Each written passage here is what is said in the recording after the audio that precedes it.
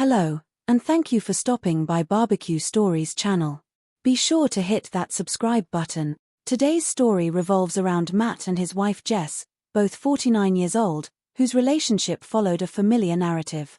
They met during college at a party thrown by mutual friends, dated for several years, and eventually had a grand wedding at a church filled with family and friends.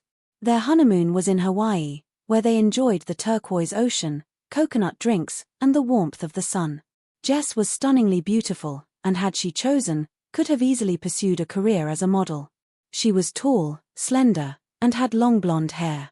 Matt often found himself wondering how he was lucky enough to marry someone like her. In Matt's eyes, their marriage was solid, possibly even better than what many of his friends had. They never got bored of each other's company, loved traveling, and exploring different cultures.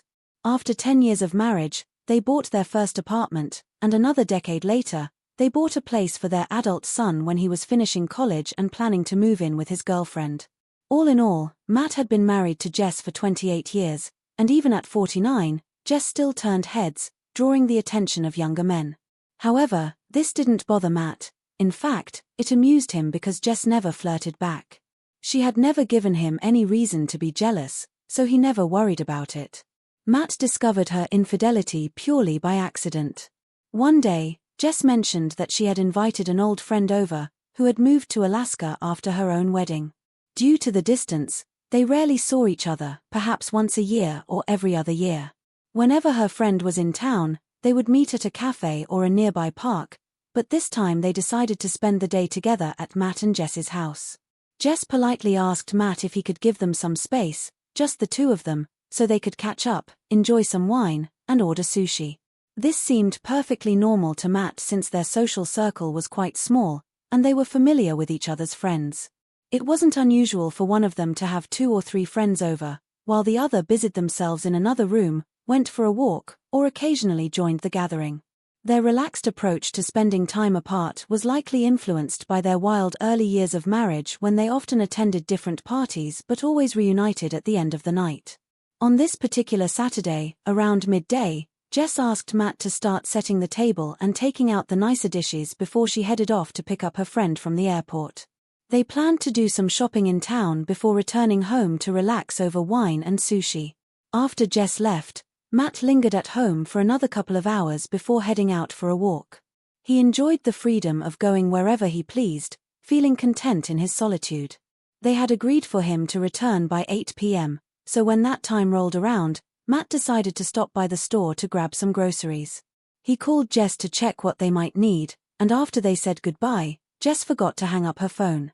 Out of sheer curiosity, Matt began listening to the conversation she was having with her friend as he wandered through the store picking up groceries. They were chatting about everything and nothing, gossiping about mutual acquaintances, who was dating whom, and who had recently split up. Eventually, their conversation shifted to more personal topics, and Matt's interest peaked when they began discussing their marriages. Naturally, any husband would want to know what his wife says about him when he's not around. The women grew quite candid, discussing intimate details of their relationships. From the way they asked each other questions, it was obvious that they were well aware of what was happening in each other's bedrooms. Jess's friend confided that she hadn't been intimate with her husband for over 2 years and had been seeing someone from work for about a year. She was nervous that her secret would eventually come out and that her husband would discover her affairs. Jess, to Matt's shock, seemed completely unfazed and even expressed sympathy and understanding toward her friend's predicament. Then, to make matters worse, her friend asked how Jess had managed to keep her own affairs hidden from Matt for so long while still maintaining a strong relationship with him. There was a hint of admiration and envy in her tone, impressed by Jess's ability to keep such secrets. Matt stood frozen in the dairy aisle, unable to believe what he was hearing. This was certainly not the conversation he had expected. With trembling hands, he quickly hit the record button on his phone, needing evidence of what he had just uncovered about his wife. The following hour of conversation was filled with even more shocking confessions from Jess, detailing her infidelity. The first time Jess was unfaithful to her husband was back in 1998, 3 years into their marriage, and the most recent time was just 2 years ago. When her friend asked how many lovers she'd had, Jess couldn't give an exact count but highlighted 4 affairs that stood out the most. She spared no details, vividly recounting her encounters with these men and their time spent together. She shared real specifics, which left Matt stunned, unsure what shocked him more, her ability to hide her affairs for so long or the graphic descriptions she provided.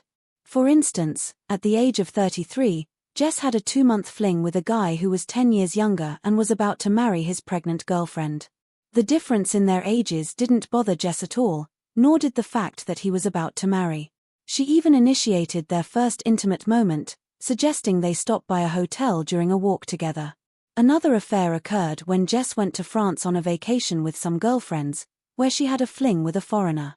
What struck Matt as odd in that story was that the foreigner was paranoid about contracting sexually transmitted diseases, so they resorted to other forms of intimacy.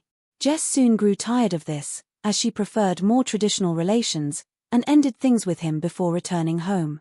As Jess continued talking, her friend made a dreamy remark, saying she would definitely have plenty of memories for her old age. At that point, Matt couldn't take it anymore.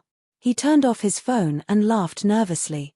People in the grocery store glanced at him, assuming he was intoxicated, but he paid no mind to their stares and whispers. In fact, he even felt an urge to share with the elderly lady nearby that his entire marriage had been built on lies and had just crumbled thanks to some accidental eavesdropping. When Matt got home, Jess's friend had already left. Jess was in the kitchen cleaning up and doing the dishes. When Matt casually asked how their day went, Jess simply shrugged and said everything was fine. She went to bed early, around 10 p.m., and invited Matt to join her, but he refused, choosing instead to stay up late in the kitchen. The thought of lying next to this two-faced woman repulsed him. He considered waiting until morning to confront her about what he had learned but found himself unable to sleep due to the turmoil in his mind. By 3 a.m., he couldn't wait any longer. Matt went to their bedroom and woke Jess up. Groggily rubbing her eyes, she was confused about why he was disturbing her so late, but her sleepiness vanished the moment Matt began talking about her lovers. Jess's face displayed genuine surprise and feigned confusion, prompting Matt to recount some of the explicit details of her affairs. That's when real fear finally flickered in her eyes, whether it was the realization of her mistake or, more likely, fear for herself. Matt wasn't sure. Jess grabbed Matt's hand and tried to justify her actions, but her excuses were so weak and nonsensical that he didn't even bother listening to them. All Matt could bring himself to say was that on Monday, they would go together to file for divorce. Jess pleaded for another chance, promising she would stay by his side for the rest of her life, but Matt was resolute. He didn't believe a word she said anymore. After so many years of deception and betrayal, he realized their marriage was beyond saving. True to his word, they filed for divorce that Monday. Matt wanted a fresh start, free from the constant doubt of his wife's fidelity. While the divorce process was painful, over time, Matt felt a sense of relief at no longer being tied to the woman who had betrayed him so deeply. He sold his share of the property they had divided and purchased a small house outside the city, closer to nature and peace. Matt was open with his family and adult son about the reason for the divorce, even playing the recording with details of Jess's affairs. Upon learning of Jess's betrayal, his relatives, including his son, cut ties with her completely. Although Jess could bear the disdain from Matt's family, losing her son's respect was the hardest blow. He fully sided with his father and refused to have any contact with her. After Matt filed for divorce, Jess was devastated. She lost not just her husband but her entire life as she knew it.